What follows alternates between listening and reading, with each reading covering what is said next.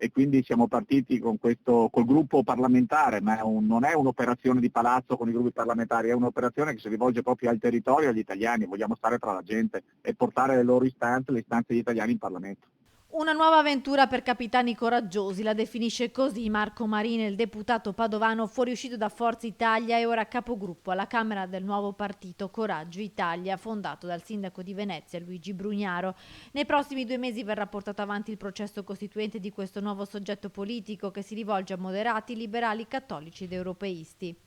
È evidente che la nostra è una collocazione chiara, una collocazione di centrodestra, non vogliamo ambiguità, non vogliamo essere tirati dalla giacchetta da altri, noi siamo il centro del centrodestra. Molti obiettivi, in primo luogo la partecipazione alle amministrative. Ma certo noi ci prepariamo come fanno le persone serie per correre anche ovviamente non solo alle elezioni politiche ma alle regionali e alle amministrative, vogliamo fare un movimento politico che duri i prossimi 20 anni. È una sfida e a noi le sfide piacciono, l'abbiamo chiamata apposta Coraggio Italia, quindi un gruppo intanto di capitani coraggiosi e correremo naturalmente anche alle elezioni amministrative in Veneto come in tutta Italia,